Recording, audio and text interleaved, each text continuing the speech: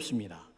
심지어 제가 깜짝 놀란 게 유치원에 다니는 아이까지 손에 핸드폰이 들려있는 모습을 보면서 와, 아니 그 유치원 아이에까지 핸드폰을 목에다 걸어주고 손에 쥐어주는 그런 부모들이 있더라고요. 여러분들이 쉰세대인지 신세대인지를 알 수 있는 방법은 핸드폰 사용하는 것을 보면 압니다. 그 핸드폰의 기능이 굉장히 많지 않습니까? 근데 우리 그 2살 먹은 그 손주 녀석이, 손자 녀석이 오기만 하면 지 할머니 핸드폰을 뺏어가지고 막 들어가요. 내가 그 옆에서 그걸 보면서 나는 정말 핸드폰 걸고 받는 것밖에 모르거든요.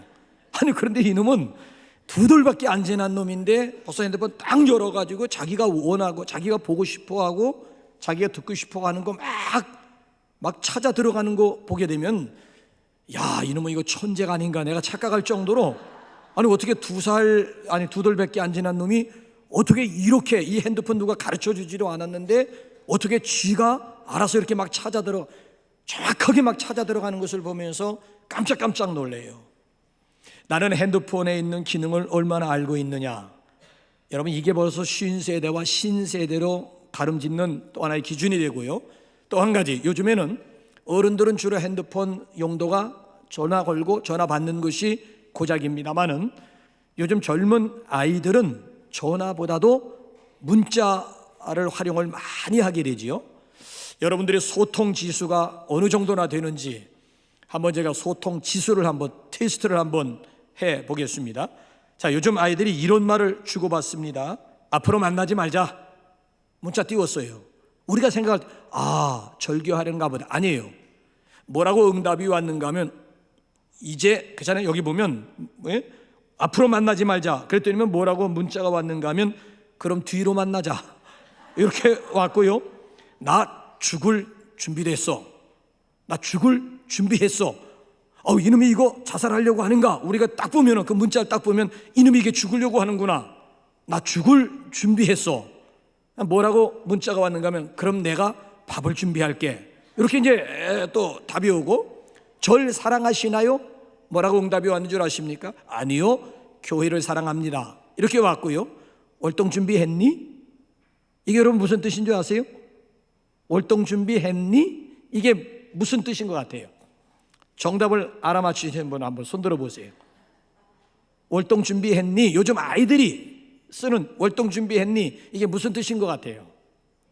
애인 있니? 그게 여러분 애인 있니? 라고 할 때 애인 있니? 노골적으로 물어보는 것이 아니고 월동 준비했니? 라고 이게 요즘 아이들, 자라나는 아이들의 대화 수준이라고요. 그러니까 우리가 그들의 대화의 뜻을 알지 못하는, 그러니까 어른 세대와 어린아이 세대의 간격이라고 하는 것은 가면 갈수록 벌어질 수밖에 없다라고 하는 얘기. 그래서 우리 부모들이 자녀들을 공부해야 된다는 거예요. 나 놓고 내 자식이라고만 생각하지 말고 자녀들을 스터디해야 되고 자녀들을 공부해야 된다라고 하는 얘기예요. 여러분이 우리 관계 속에서 여러분이 소통이 이루어지지 않으면 어떤 현상이 일어날까요? 여러분, 라디오도 가만히 보게 되면은 주파수가 맞아야 되는 거예요. 라디오 주파수가 맞지 않으면 어떤 현상이 일어나는가요? 지지직. 그러니까 우리 인생 가운데서 왜 지지직 소리가 나고 잡음이 많은 줄 아십니까? 왜 가족 가운데 소음이 많고 왜 소통이 이루어지지 않는 줄 아십니까? 한마디로 말씀드리면 주파수가 맞지 않기, 이 코드가 맞지 않기 때문에 그래요. 자, 이렇게 서로 통하지 않으면 결국 어떻게 되는 것입니까? 여러분이 물이 소통하게 되면 절대 썩지 않습니다. 근데 물이 소통하지 않고 한 곳에 고여 있으면 반드시 그 물은 썩게 되어 있습니다. 여러분, 우리 몸도 건강하려면 우리 속에 있는 혈관에 있는 피가 소통을 해야 돼요. 계속 움직여야 되고 돌아야 되는 거예요. 여러분, 만약에 우리 머릿속에 이 피가 소통하지 않으면 뇌경색이라고 얘기를 하는 거예요. 그 병명을 머릿속에 이 피가 돌질 않으면, 소통하지 않으면 뇌경색이 되는 거예요. 우리 몸속 머리끝에서부터 발끝까지 이 몸에 피가 소통하지 않으면 동맥경화증에 걸리게 되는 거예요. 우리 심장에도, 이 가운데 있는 이 심장에도 피가 소통하지 않으면 심근경색증에 걸리게 되는 거예요. 병원 가다가 죽어요. 이 심근경색증이라고 하는 것은 그냥 멀쩡히 병원 가다가 아니면 밤에 잠을 자다가 죽어요. 마찬가지 원리라고 하는 그런 얘기가 됩니다. 그래서 한의학에 보게 되면 이런 말이 있어요. 통하지 않으면 통이 온다. 자, 무슨 뜻이냐면 여러분 화면 한번 보세요. 한문을 한번 열어보세요. 저게 무슨 통자인지 알지요? 통하지 않으면 통이 온다라고 하는 이런 말이 있어요. 그러니까 여러분 가만히 한번 이 말씀의 뜻을 가만히 한번 생각해 보시기 바랍니다. 마찬가지로 우리 인간관계 속에서도요, 이게 서로 소통하지 않으면 관계경색증에 걸린다는 얘기고요, 하나님과 이게 소통이 없으면은 이게 이게 심근경색이 아니라 영적 경색증에 걸린다라고 하는 얘기예요. 그래서 정말 우리 몸이 건강하기 위해서는 피가 소통을 해야 되듯이 우리가 인간과 인간 간의 관계 속에서 또는 하나님과의 관계 속에서도 마찬가지죠. 소통해야 건강한 관계가 된다는 것, 이걸 가리켜서 비로소 친밀감이라고 우리가 표현을 하게 되는 것이지요. 얼마 전까지만 해도 우리 사회에 핸드폰이 없었잖아요. 고작 해야 삐삐 정도였는데 지금은 핸드폰이 없이는 살 수 없는 그런 시대가 되었어요. 그러니까 오늘 현대 가운데 최고의 소통수단이 뭐냐 했을 때 핸드폰이라고 하는 거예요. 전쟁에서도 이기기 위해서는 소통이 잘 되어야 됩니다. 통신이 두절되면 그 전쟁은 하나마나한 게임이 된다는 얘기예요. 여러분 혹시 기억하십니까? 지난번에 에덴해에서 주얼리호를 우리 군이 구출할 때 어떤 작전을 썼는 줄 아십니까? 먼저 타겟을 삼은 것이 통신을 두절시키는, 통신을 파괴하는 것이었어요. 왜냐하면 거기는 위치상 절대 건져올 수 없는, 구출할 수 없는 불가능한, 그러니까 미션 임파서블 한 그런 작전이었다고요. 근데 어떻게 성공적으로 해적탄들을 일망타진해가지고 말도 통하지 않는 해적단들을 우리나라에 끌고 와가지고 법정에 세울 수가 있었느냐? 우리 아군들이 통신을 깨버린 거예요. 통신을 두절시키다 보니까 완전히 손발이 묶여가지고 결국 일망타진할 수가 있어요. 이게 소통이 얼마나 중요한 것이다, 다시 한번 실감하게 되지 않습니까? 국가적으로는요, 국민과 정치인들이 서로 소통하게 되면 건강한 나라를 만들 수가 있습니다. 사회적으로 이웃과 이웃이 서로 소통하게 되면 건강한 사회를 만들어 갈 수 있습니다. 교회적으로 봐도요, 목사와 성도 간에 또는 성도와 성도 간에 서로 소통이 잘 되면 건강한 교회, 건강한 공동체를 만들 수가 있습니다. 가정도 마찬가지예요. 부부 간에 또는 부모 자식 간에 서로 소통이 이루어지게 되면 건강한 가정, 에덴 동산, 행복 공동체를 만들어갈 수가 있습니다. 자, 여러분 오늘 여기 본문 말씀으로 한번 돌아와 보세요. 주제가 소통입니다. 짤막한 구절이지만 주제가 소통이에요. 이 소통이 이 소통을 가리켜서 커뮤니케이션이라고 얘기하지 않습니까? 의사소통이 원활히 잘 이루어지고 있다라고 하는 그런 뜻을 가지고 있어요. 자, 그래서 여기 오늘 본문 말씀을 보게 되면 하나님께서 말라기 선지자를 통해 가지고 약속을 하는 거예요. 이제 마지막 종말, 이 마지막을 앞에 놓고 내가 누구를 보내리라? 자, 우리 한번 5절 한번 읽어볼까요? 하나님의 약속이 뭔지, 마지막 하나님의 약속, 구약 성경의 마지막 하나님의 약속이 뭔지 한번 볼까요? 시작. 보라, 여호와의 크고 두려운 날이 이르기 전에 내가 선지자 엘리야를 너희에게 보내리니, 내가 선지자 엘리야를 보내겠다. 그러니까 크고 두려운 날, 이거 심판의 날이라고, 종말의 날을 앞에 놓고 하나님께서 누구를 보내리라? 엘리야 선지자를 보내겠다는 거야. 이 엘리야가 누구, 이미 벌써 그 이전에 엘리야 선지자는 왔는데, 열왕기 시대에 벌써 엘리야는 왔는데, 아니 마지막 시대에 무슨 또 엘리야를 보내겠다는 얘기냐? 이건 여러분들의 몫이에요. 여러분들이 여러분 지침서를 보시면서 그럼 여기서 엘리야는 누구를 가리키고 있는 것이냐? 그건 여러분들이 셀 모임 그 내용 가이드 지침에 따라서 여러분들이 대답을 준비하시면 되고요. 자, 어쨌든 마지막에 하나님께서 엘리야 선지자를 보내겠다고 약속해 주신 겁니다. 왜 엘리야 선지자를 보내시겠다고 하는 걸까요? 아니, 엘리야 선지자를 보내시는 이유와 목적이 뭘까요? 한번 보세요. 6절 한번 보겠습니다. 6절 한번. 6절 시작.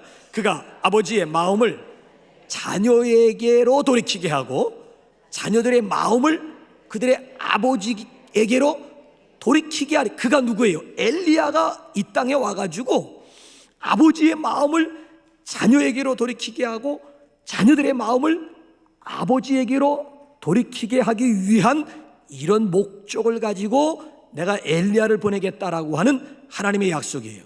그러니까 이 얘기 무슨 얘기인가 하면은 이건 서로 소통하기 위해서 아니면 가정 공동체를 위해서 하나님께서 엘리야 선지자를 보내겠다고 하는 그런 약속이에요. 그러니까 지금은 아버지는 아버지의 길을 가고 자식은 자식의 길을 가고 있는 거예요. 그러니까 서로 지금 제 갈 길을 가다 보니까 서로 평행 성산을 이루게 있는 거야. 서로 만남이 없는 거야. 크로스가 없는 거야.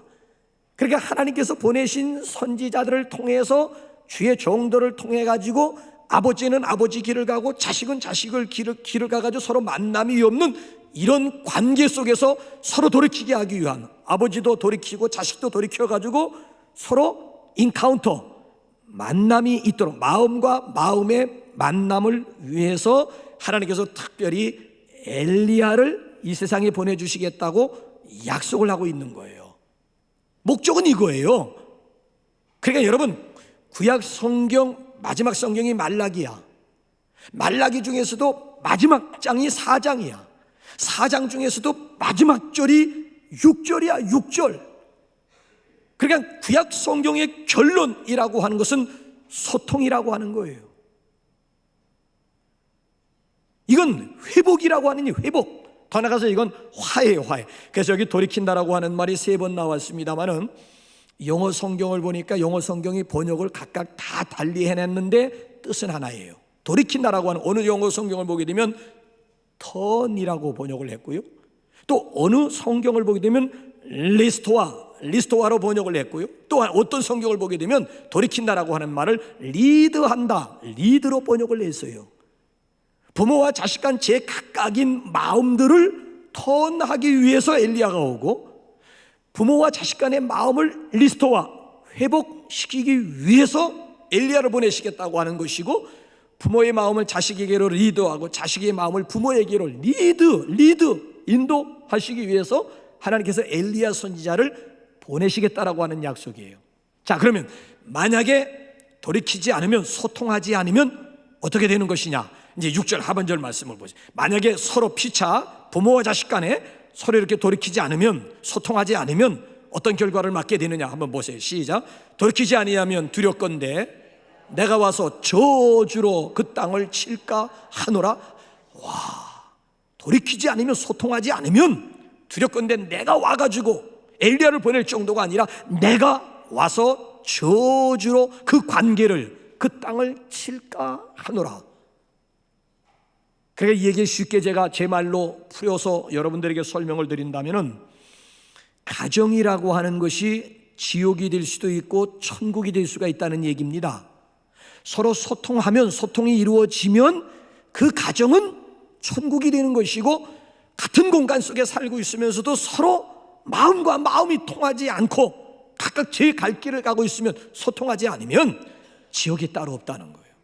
그 가정이 바로 지옥이 따로 없는 거예요. 가정이 지옥이 될 수도 있고 가정이 천국이 될 수가 있음을 여기서 지금 분명하게 우리에게 지적을 해주고 있는 거예요. 그래서 여러분, 통하지 않으면 통이 온다, 서로 통하지 않으면 고통이 온다라고 하는 얘기예요. 사실 우리 지금 여기 지금 사회를 가만히 한번 보게 되면 오늘 이 사회의 가장 키워드가 뭡니까? 불통이라고 하는 거 아니겠습니까? 불통.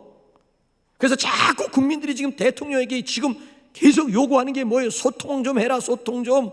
욕심 좀 부리지 말고, 독주하지 말고, 일방통행하지 말고. 아니, 그래서 나도 이번에 선거를 보면서 제 자신이 깜짝 놀랐다니까.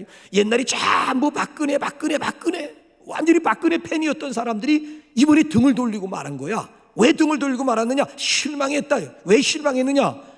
소통할 줄 아는데 소통을 하지 않는다는 거예요. 소통. 불통이라 이거야. 왜? 욕심이 있죠. 제 나름대로는, 그렇잖아요. 나라를 반듯하게 세운다라고 하는 이런 거룩한 목적을 가지고, 그렇잖아요. 짧은 기간 동안에 어떻게 이 일을 이룰 것이냐, 욕심은 있죠.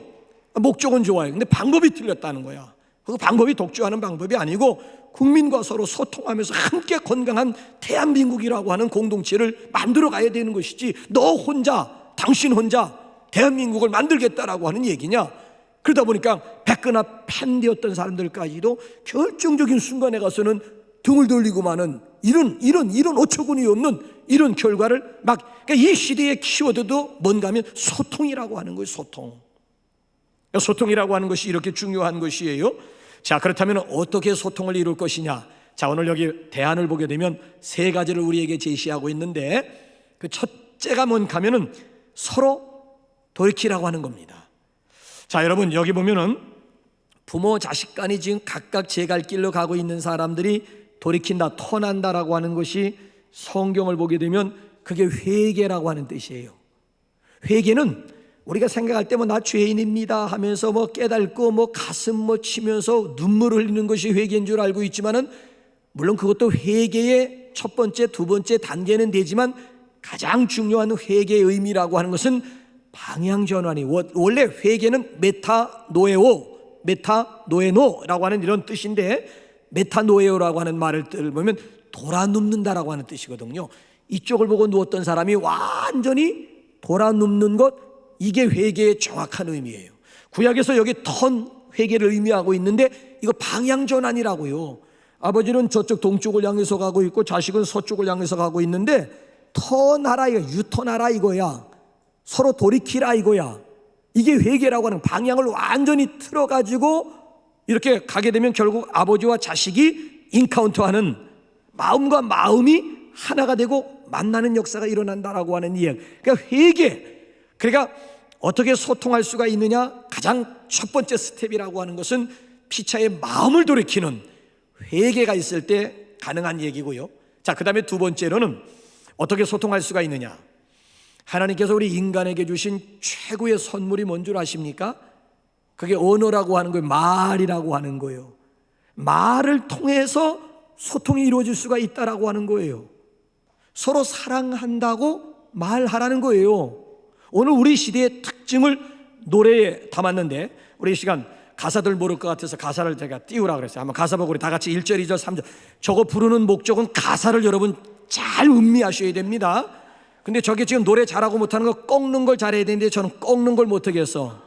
여러분 한번 꺾을 수 있는 분들은 한번, 여러분 한번 같이 부르는데 가사를 여러분 잘 보시라고 하는 거예요. 이 메시지가 있는 거예요. 자, 한번 시작. 갑돌이와 갑순이는 한 마을에 살았더래요. 둘이는 서로 사랑을 했더래요. 그러나 둘이는 마음뿐이래요.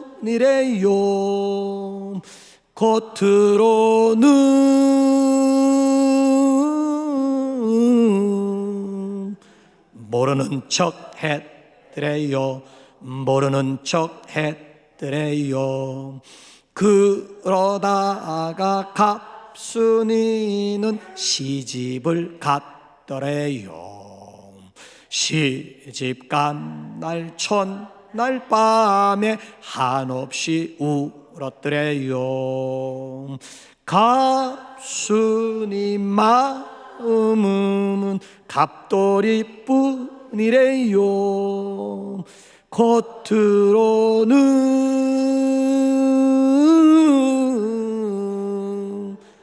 안 그런 척 했더래. 두 번입니다.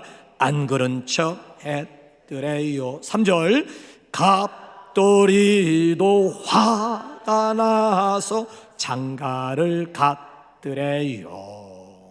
장가 간 날 첫날 밤에 달 보고 울었더래요.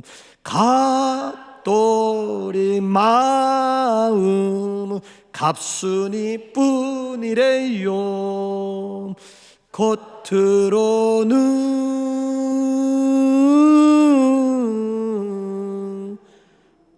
고까지껏 해뜨래요. 코까지껏 해뜨래요. 여러분, 저 노래를 부르면서 어떤 느낌을 가졌습니까? 답답한 거야.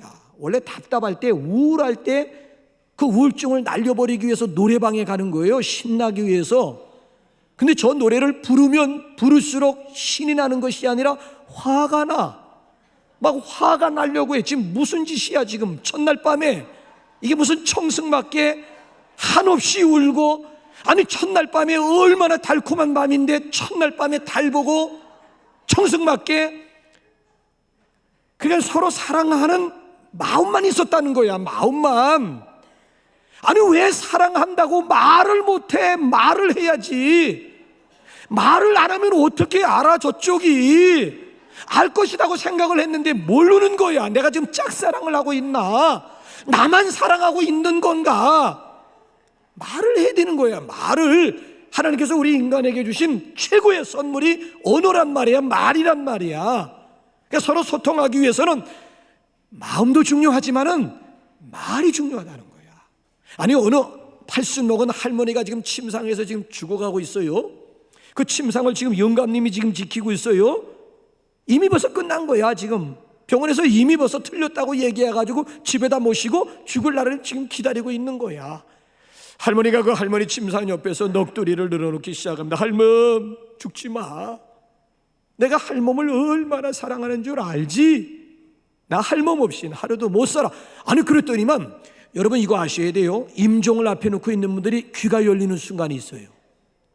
김상준 장로님 모친 무의식 상태라고 그랬어요. 가족들도 몰라본다고 그랬어요. 그래서 별 수 없이 와서 마지막 임종 기도를 해줘야 된다고 그랬어요. 그래서 중환자실에 들어가지고 완전히 시체처럼 움직이지도 않고 있는 분에게 귀에다 대고 그랬어요. 권사님, 윤 목사 왔어요. 어떻게 해가지고 그 가족들이 그걸 보면서 깜짝 놀란 거야. 아무리 와서 어머니, 엄마 막 아무리 뭐 해도 꿈쩍도 않은 분들이 제가 가가지고 윤 목사 왔어요. 그러니까 이분이 지금 저를, 그러니까 여러분 아무것도 못 듣는 것 같아도 여러분 어느 한순간 돌아가실 분이 귀가 열려요. 그래서 호전, 뭐 이게 반응을 보여요. 반응을 이렇게 뭔가 이렇게 발꼬락이라든지 아니면 손을 통하든지 표정을 통해서든지 몸을 통해 가지고 내가 지금 듣고 있다라고 하는 것을 반응을, 돌아가시는 분이 반응을 보이는 거예요. 아니 그래서 이 할아버지가 다 이제 병원에서 끝났다 해서 이제 죽을 시간을 기다리고 있는데 마지막으로 넋두리를 했는데 그 할머니가 벌떡 일어나더니만 왜 진작 그 말을 못했어? 앙칼지게 그것도 아주 원망 어린 목사, 왜 진작 무슨 말을 한 줄 알아요? 할멈, 내가 할멈을 얼마나 사랑하는 줄 알아? 이 한마디를 한 건 그냥 들으라고 한 게 아니라 그냥 스스로가 자기 자신을 생각하면서 처량하게 그 한마디 내뱉은 말인데 그 소리를 그 순간에 귀가 열려가지고 들은 거. 왜 진작 그 소리를 안 했냐고. 그리고 쓰러져들면 바로 세상을 떠나고 만 거예요. 여러분 이 할아버지가 할머니를 사랑하지 않았을까요?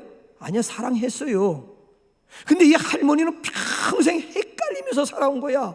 저 왼수가 저게 나를 사랑하고 있는 건가 안 사랑하는 거, 어떤 때 보면 사랑하는 것 같기도 하고 어떤 때 보면 전혀 아니올시다인 것 같기도 하고. 그러니까 평생 동안 이 할머니는 긴가 민가 왔다 갔다 헷갈리는 인생 80평생을 헷갈리면서 살아온 거야. 아니 시원스럽게 좀, 아니 내가 당신을 사랑하고 할멈, 내가 당신 사랑하는 거 알지? 여러분 멀쩡할 때, 건강할 때 여러분 그런 고백을 했으면은 얼마나 여러분 좋겠어요. 그래서 여러분 그런 말이 있잖아요.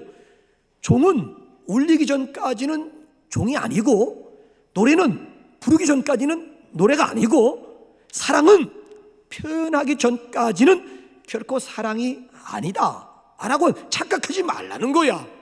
옛날 어른들이 뭐라고 가르쳤습니까? 자식은 속으로 사랑해야지. 자식은 속으로 사랑하는 거야. 그래서 결과가 어떻게 된 거예요? 그래서 자식들이 잘 된 겁니까? 속으로, 자식은 속으로 사랑하는 거래. 절대 겉으로 표현하면 안 된다는 거야. 속으로 사랑해야 된다는 거야. 그러니까 부모와 자식 간의 옛날 어른들을 보게 되면 커뮤니케이션이 통하지 않다 보니까 오해라든지 불신의 그 골이라고 하는 것이 깊어질 수밖에 없고, 그래서 아버지는 내가 너를 사랑했노라 하는데 자식들은 당신이 언제 나를 사랑했다는 거야 이렇게 받아치는잖아요. 무슨 소리야, 내가 너를 사랑하는 줄 몰랐다, 내가 얼마나 너희를 사랑했는데 언제 아버지가 언제 어머니가 나를 사랑했느냐 이거야. 그래 이걸 가르쳐서 여러분 착각이라고 하는 거, 마음으로 내가 사랑하면 다 알겠지? 아니에요. 부부관계도 마찬가지고 부모와 자식 간에도 표현하는, 속으로 하는 사랑보다는 표현하는 사랑이 더 아름답다라고 하는 거예요. 그러니까 자녀들을 사랑하는 데 있어서 표현하는 것은 이건 지나친, 그러니까 여러분 가서 가까이 가서 그냥 막 안아주고 뽀뽀해주고 사랑한다고 나가는 너를 믿는다고 한마디씩 던져줘보세요. 여러분 부모의 이 따뜻한 말 한마디가 자녀들의 운명을 완전히 180도로 바꾼다라고 하는 거 아십니까? CEO, 성공한 CEO라고 하는 책에 보면 성공한 CEO들의 스토리를 다 모아놓았는데 공통점이 뭔가 하면 어떻게 오늘의 성공하는, 각계각층에서 성공하는 CEO가 되었느냐? 공통점 하나가 뭔 줄 아세요? 어머니의 말 한마디였다는 거예요. I trust you. 나는 너를 믿는다. 어머니가 한 말이야. 왜? 절망적인 상황 속에서 어머니의 말 한마디가 힘이 되어가지고 오늘의 이만한 위치에 오르게 되었다. 간증들을 하는 거예요. I trust you. 너를 믿는다. 속으로 믿는 것도 중요하지만 그걸 여러분 말로 표현하라고 하는 거예요. 여러분 고기도 아무나 먹는 게 아니에요. 먹어본 사람이 먹는다고 사랑을 많이 받아본 사람이 이 다음에 커서도 다른 사람을 사랑할 줄 알아요. 어떻게 사랑할 줄 알아요. 왜? 부모로부터 자기가 본 대로 받은 대로 그대로 커서도 되돌려주게 되어져 있다라고 하는 얘기. 그래서 중요한 것은 사랑한다고 말을 함으로 소통이 이루어진다라고 하는 얘기고요. 마지막 세 번째로는 경청입니다. 경청. 우리 다 같이 한번 따라하겠습니다. 소통의 기술은 곧 경청의 기술입니다. 시작. 네, 소통의 기술은 곧 경청의 기술입니다. 어느 사우정이 식당에 들어갔어요. 아줌마 여기 돈가스하고 우유 하나 주세요. 아 우리 식당에 돈가스 안 하는데. 아 그래요? 그러면 돈가스하고 콜라 주세요. 아니 우리 식당은 돈가스를 안 한다니까. 아 그래요? 그럼 돈가스만 주세요. 여러분 이 대화가 여러분 뭐를 우리에게 지금 암시하고 있는 줄 아십니까? 각자 다 상대방의 말은 안 듣는 거야. 각자 다 자기 말만 하는 거야. 자기 말만. 부모는 부모 말만 하는 거야. 자식은 자식 말만 하는 거야. 아니 그러다 보니까 그렇잖아요. 이게 크로스가 안 되는, 이게 인카운트가 안 되는. 아니 부모는 자기 말만 자기 말이래. 자식은 자기 주장만 자기 주장이라는 거야. 그러다 보니까 이게 진정한 만남이 이루어지지. 그러니까 여러분 소통의 첫걸음이라고 하는 것은 상대방의 말을 듣는 거야. 이게 상대방을 듣는다. 이 경청이라고 하는 것은요 부모 자식 간에만 필요한 게 아니고 부부 간에도 필요한 거예요.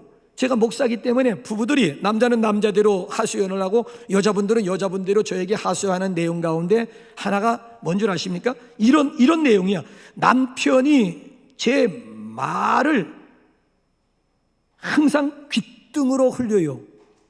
우리 남편은 제 말을 항상 귓속이 아니고 귓등으로 흘려요. 이렇게 하소연하고요. 또 남편들은 남편대로 뭐라고 얘기를 하는 줄 아십니까? 아내는 내 말을 제대로 새겨 듣질 않아요. 아내는 내 말을 제대로 새겨 듣질 않아요 하면서 하소연을 해요. 그럼 나는 또 중간에서 답답하잖아요. 아니 여러분 상대방 탓할 거 없어요. 내가 상대방의 말에 귀를 기울이면 저쪽도 달라진다라고 하는 거 왜 모르세요? 아니 귓등으로 흘려 듣지 않게 얘기하면 되잖아요. 당신 참 멋져요. 사랑해요. 감사해요. 미안해요. 고마워요. 나 당신을 믿어요. 아니 여러분 귓등으로 들려, 그런 말을 어떻게 귓등으로 들려들어? 귓등으로 어떻게 흘려? 그래 귓등으로 흘리지 않는 말 좀 하라는 거야. 아니 왜 귓등으로 흘려들지 않은 이 좋은 말들이 있는데 왜 하필이면 골라서 귓등으로 흘려들을 수밖에 없는, 또 시작이구만 해가지고 아예 듣지도 않고 몇 마디 하면 듣기 싫어. 용기 있는 사람 같은 이 경상도 사나이들 같은 듣기 싫어 한 서너 마디만 하게 되면 듣기 싫어. 아니 옛날에는 들어도 더 듣고 싶었던 이런 마음이 어째 오늘에 와가지고는 한 서너 마디 시작하게 되면 듣기 싫어. 듣기 싫게 만드는 거야. 당신 참 멋져. 내가 내 인생 가운데 당신 만난 게 최고의 축복이야. 사랑해, 고마워, 미안해, 나 당신 믿어. 아니 이런 말을 어떻게 귓등으로 흘려들을 수가 있겠느냐라고 하는 얘기지요. 여러분, 사람은 원래 자기 중심적으로 생각하고 자기 중심적으로 말하게 되어져 있어요. 아니, 정확하게 말씀드리면 현대인들은 자기가 보고자 하는 것만 보지요. 자기가 듣고자 하는 말, 아니 듣고 싶은 말만 들어. 설교 30분 해야 소용없어. 설교 30분 목사가 땀을 흘리면서 30분 동안 설교해도 성도들은 자기가 듣고 싶은 말, 아니 자기가 듣고 싶은 말만 듣지요. 30분 설교한다고 해서 다 듣는 게 아니에요. 그리고 자기 말만, 그냥 지독한 이기주의입니다. 현대인들은 너나 할 것 없이 지독한, 이게 때로는 의사소통에 굉장히 방해가 된다는 거예요. 여러분, 한번 부모 자식 간에 한번 제가 구체적으로 한 서너 가지 실례만 들고 같이 우리 찬양하려고 하는데, 자, 딸이 하루 종일 밤늦게까지 하루 종일 학교에서 공부하다가 파김치가 돼서 돌아와서 엄마, 나 공부하는 게 너무 힘들어. 자, 들어오자마자 가방 집어 던지면서 엄마, 나 공부하는 게 너무 힘들어. 자, 그럼 여러분들이 이제 두 사람씩 짝을 지어가지고 고상한 척 하지 말고 평상시 여러분의 모습을 옆에 있는 사람하고 이제 얘기하는 거야. 자, 엄마, 나 너무 공부하는 게 너무 힘들어. 자, 이럴 때 여러분들의 반응, 즉각적인 반응, 시작. 고상 떨지 말라 그랬어요. 지금 포장하지 말라 그래서 본래 여러분들의 모습대로 그렇게 얘기했을 때 여러분들이 즉각적으로 나갈 수 있는 반응이 뭐냐 이거야. 너만 힘드냐? 지금 글로벌 위기야. 지금 다 힘들어. 이웃집에 있는 영희는, 이웃집에 있는 순이는 그런 가운데서도 공부만 잘하고 있더라. 자, 그 소리를 딱 듣는 딸의 마음이 어떨까요? 마음의 문이 순간적으로 확 닫혀버리는 거야. 아니, 그래도 뭔가 좀 따뜻하게 감싸는 사랑과 격려의 말을 좀 어머니로부터 좀 듣고 싶어가지고 그냥 푸념한 것뿐인데, 아니 그걸 거기다 대고 두 번 죽이는 거야. 너만 힘드냐? 지금 글로벌 위기야. 지금 세상 사람들이 다 힘들고 있는데, 게다가 옆에 있는 순이 봐라, 영이 봐라, 공부만 지금 잘하고 있더라. 자, 이제는 어머니와 그 관계는 끝난 거예요. 여러분, 더 이상 관계 기대하지 마세요. 이미 마음의 문이 딱 닫혀버리면은 그 다음에 절대 우리 엄마하고는, 우리 아빠하고는 절대 대화 상대가 안 돼. 그래서 그때부터 마음의 문을 딱 닫고 자기 방에 들어가 문 걸어 잠글 수밖에 없는 것이고, 오히려 자기 고민이 있으면 부모와 더불어 당연히 나눠야 함에도 불구하고 친구를 찾아갈 수밖에 없고 극단적인 방법을 선택할 수밖에 없는 이유가 바로 여기에 있는 거예요. 여러분, 이게 굉장히 여러분 중요한 겁니다. 그러니까 경청하는 데서부터 이 마음의 문이 열리고 말문이 트기 시작을 하는 거예요. 근데 이 마음이 딱 닫혀버리면 그 다음에 아무리 뭐 별소리 다 한다 할지라도 아무리 여러분 주옥 같은 소용이 없다라고 하는 이야기예요. 그러니까 여러분, 자녀들의 마음을 돌이킨다라고 하는 것은 지적하고 책망해서 자녀들의 마음이 돌이켜지리라고 여러분 꿈도 꾸지 마세요. 자녀들의 마음을 돌려놓을 수 있는 것은 칭찬과 격려가 자녀들의 마음을 돌이켜 놓을 수가 있는 거예요. 여러분, 이런 의미에서요, 사람은 두 가지 종류의 사람이 있어요. 말을 아주 예쁘게 하는 사람이 있는가 하면 말을 아주 거칠게 그리고 모나게 하는 분이 있어요. 교인들도 보면 두 가지 종류의 교인이 있어요. 아우, 만나기만 하면 뭐 말을 예쁘게 하는 분이 있어. 남들이 볼 때 막 간지러울 정도로, 목사님, 목사님은 이래서 저래서 저래서 이래서 좋고 좀 저저저저. 그때 내가 굉장히 막 너무 막 기분이 좋고 막 어쩔 줄 모르는 거야. 막 황송할 정도야. 좀 그만하지. 그만하세요 할 정도로 내가 막 황송해. 집으로 돌아와서 가만히 기분 좋아가지고 집에 와서 딱 생각해 보면 요점이 나오는 거예요. 목회 똑바로 하라는 얘기예요. 그런데 분명히 충고였어. 근데 충고를 내가 들으면서도 너무 막 기분이 좋은 거야. 내가 착각을 하면서 막 기분이 좋을 정도 하는, 그러니까 똑같은 충고를 하더라도 상대방이 듣기 좋게 그걸 또 이렇게 표현하는 그런 분들이 있어요. 분명히 충고인데, 누가 충고 듣기 싶어하는 사람은 어디 있어? 다 그렇잖아요. 다 자식들도 부모도 다 충고하는 거 다 싫어. 남이 나 충고하는 거 정말 싫어. 그런데도 그 충고하는 시간임에도 불구하고 내가 막 흥분해가지고 내가 막 기분이, 곰곰이 생각을 해보게 되면 목회 제대로 하라는 얘기고 목회 똑바로 하라고 하는 얘기거든요. 근데 어떤 교인들을 보게 되면 아주 좋은 말인데 왜 저렇게 표현할까? 분명히 좋은 말이야. 내가 볼 때는 정말 약이고 그건 정말 좋은 말이야. 근데 왜 이렇게까지밖에 표현을 못하나 싶은 그런 수준의 사람들도 있어요. 이거에 있어서는 우리 엄마들이 이거 아니에요? 여러분의 자식들이 힘들어하는 이유가 뭔가 하면 자식들에게 망하라고 하는 부모는 없어. 다 자식들이 하는 얘기는 다 잘 되라는 얘기인데, 아니 어떻게 저렇게 훌륭한, 어떻게 좋은 말을 어떻게 이렇게 아주 완전히 막 기분 잡치게 풀어나가나. 이게 우리 엄마의 은사래. 좋은 말을 어떻게 이렇게 막 열받치게 만들고 막 뚜껑 열리게 만들어. 그게 은사래. 우리 엄마의 은사래. 은사. 좋은 말을 어떻게, 자식들에게 좋은 말을 할 때 어떻게 그렇게 막 속이 막 비틀어지게 오히려 막 반항심이 막 일어나게 표현을 하는지, 그건 우리 엄마의 탁월한 은사라는 거야. 은사. 아무도 흉내내지 못하고 우리 엄마만이 할 수 있는 은사래. 은사. 요즘 젊은 아이들이 그렇게 얘기를 하는 거예요. 제가 세바퀴라고 하는 TV 프로그램을 한동안 좀 본 적이 있었는데, 지금은 볼 시간도 없어서 보지 못합니다만은, 제가 세바퀴라고 하는 프로그램을 좋아하는 이유가 뭔가 하면은 편안한 수다들을 떨고 있어요. 편안하게 거기서 나와서 수다들을 떠는데, 그 수다들 가운데도 뼈가 있고, 특별히 거기 보면 생활에 밀접한 통계를 발표하는 거예요. 난 그걸 목적으로 그 프로그램을 봤어. 생활에 밀접한 그런 저 삶의 그런 문제들을 가지고, 그죠? 수수께끼식으로 5위, 4위, 3위, 3위 뚝딱 뭘까요? 이게 뭘까요? 하면 막 수다를 떨면서 얘기하면서 딱 열면서 그 중에 맞아 들어가는 사람이 있어. 5위 쭉 열어보고 4위 해가지고 쭉. 어떤 문제냐면 고등학교 100명을 대상으로 해가지고 어떤 부모로부터 어떤 말을 들을 때 가장 싫으냐? 고등학교 100명에게 물어본 거야. 어떤 말을 부모로부터 들을 때 가장 싫으냐 했더니만 5위부터 1위까지 나갔는데, 1위가 뭔가 하면 에휴, 자식만 보면서 에휴. 위는 뭔가 하면 저놈은 컴퓨터부터 때려 부셔야 돼. 이게 고등학생들이 제일 듣기 싫은 말. 저놈은 컴퓨터부터 때려 부셔야 돼. 이게 2위고요. 세 번째, 너 어딨니? 너 어딨니? 딱 전화 오고 전화 걸려. 너 어딨니? 이게 세 번째, 아주 가장 듣기 싫은 말이고, 그 다음에 네 번째가 뭔지 아십니까? 이웃집 아무개는 1등 했다더라. 아무개는 엄마 친구의 딸은, 엄마 친구의 아들은 1등 했다더라. 1등. 이게 죽어도 듣기 싫어. 그 다음에 마지막 다섯 번째가, 너는 누굴 닮아서 그 모양이니? 라고 하는 말이, 넌 누굴 닮아서 그 모양이니? 근데 여러분, 이 다섯 번째까지 제가 얘기를 했습니다만은, 그 다섯 가지 얘기는 자녀를 위해서 하는 말이야. 너무 다른 사람과 비교해 볼 때 너무 막 불이 나가지고 한다는 소리를 하고, 자기 자식을 향해서 그 어머니의 마음은 그 속에 다 담겨. 자식 죽으라 망하라 아니에요. 그게 아니에요. 자식을 정말 사랑하기 때문에 정말 똑바로 하라고 하는 그런 말을 이런 식으로 표현을 하는 거야. 근데 자식들은 제일 듣기 싫은 말이래.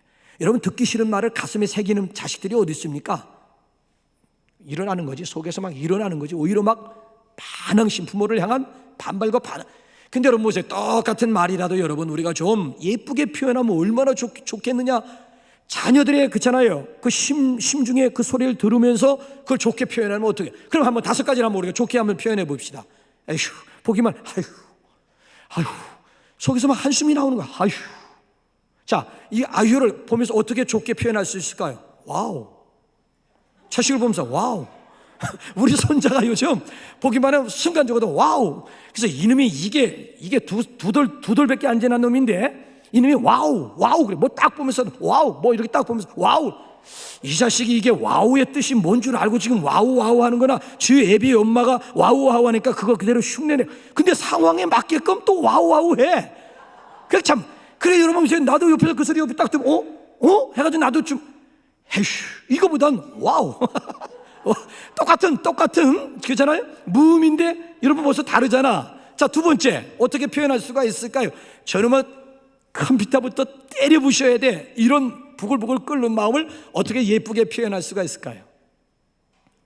야, 컴퓨터 보느라고 눈 피로 가겠다. 야, 컴퓨터 때문에 너 눈 피로하면 어떠니? 컴퓨터 때문에 눈이 필요해지면 어쩌니? 이렇게 표현할 수도 있는, 우회적으로 표현할 수도 있는 거고요. 또 그 다음에 뭐예요? 너 어딨니?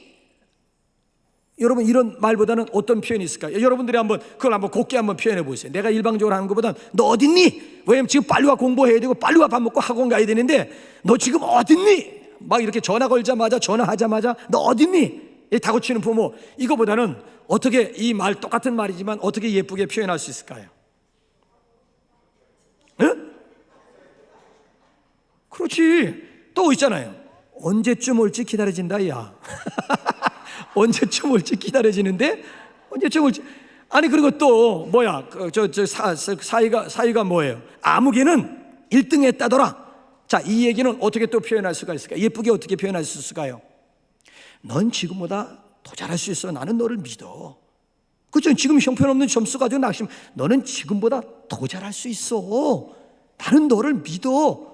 아니 이 한마디 똑같은 거야. 아무개는 1등 했다더라. 이 얘기는 너 지금 잘하라고, 너 지금 열심히 하라고 하니, 그런다고 열심히 안 해. 오히려 더 반발심. 비교하는 게 제일 싫대. 자녀들은 남과 자기를 비교하는 게 제일 죽도록 싫대요. 그러니까 너는 지금보다 더 잘할 수 있어. 나는 너를 믿어. 그럼 이 자식이 벌써 그렇잖아요. 내가 잘해야 되겠다. 벌써 자세가 달라지잖아요. 반발심이 아니고. 자, 마지막에 너 누굴 닮아서 그 모양이니? 자, 이건 어떻게 또 예쁘게 표현할 수 있을까요? 어떻게 표현할 수 있을까요? 엄마를 자꾸 닮는 걸 보니 엄마가 좀 더 잘해야 되겠다. 보세요. 다른 사람에게 화살을 도는 게 아니라 자기 자신에게 도면 오히려 자식이 미안해지는 거예요. 네가 점점 가면 갈수록 엄마를 닮는 걸 보니 엄마가 좀 더 잘해야 되겠다. 그럼 벌써 이게 자식들이 벌써 생각이 달라진대. 왜 이래? 엄마 왜 이래? 미안해지는 거야. 벌써 엄마에게 미안해지고 반발심은커녕 미안해지는 거야. 네 모습을 보니 엄마가 좀 더 잘해야 되겠다. 엄마를 닮는 모습을 보면서 엄마가 좀 더 잘해야 되겠다는 생각이 든다. 애비 탓으로 돌리지 말고 내가 좀 더 잘할게. 그러면 자식은 더 미안해지는. 이런 좋은 말들이 있는데 왜 하필이면 그렇잖아요? 이 갈고리 있는 그런 말을 해가지고 그러니까 이 사랑 어린 이 말 한마디가 자식들의 미래를, 운명을 바꿀 수 있다는 거예요. 그럼 어떻게 이렇게 예쁘게 말을 해야 되느냐? 사도행전 2장을 보게 되면 성령의 도우심을 구해야 됩니다. 성령 충만하기만 하면 여러분 보세요. 상대방을 막 세워주는 말을. 그러니까 성령님의 지혜와 성령님의 도우심을 구해야 한다라고 하는 이야기지요. 그래서 여기 보게 되면 마음이 만나기만 하면, 그렇죠? 마음을 담아, 그렇잖아요? 사랑을 담아서 말을 하게 되면 우리 아이가 달라졌어요. 아니에요. 내가 달라진 거예요. TV 프로그램 여러분 잘 보세요. 우리 아이가 달라졌어요. 내용 보게 되면 아이가 달라진 게 아니라 엄마가 달라진 거야. 부모가 달라지니까 애가 달라진 거예요. 여러분 변수는 나에게 있는 것이지 저쪽에 있는 게 아니라니까. 우리 아이가 달라졌어요. 멍청한 사람들은 정말 아이가 정말 확 달라졌네. 그 과정을 보게 되면 부모들이 달라진 거야. 부모가 달라지니까 결과적으로 우리 아이가 달라졌어요. 그러니까 부모 좋고 자식 좋고 누이 좋고 매보 좋고 꼭 먹고 알 먹고 도랑치고 가재 잡고 수영하고 떼 비끼고 마당 쓸고 동전 줍는다. 이렇게 얘기해. 부모도 좋고 자녀, 이걸 윈윈이라고 하는 거야. 그래서 여러분 관계 속에, 여러분 가정 속에 인카운터, 만남의 축복이 함께 하시기를 주님의 이름으로 축원합니다. 우리 시간 찬양합시다. 찬양하면서 우리 하나님 앞에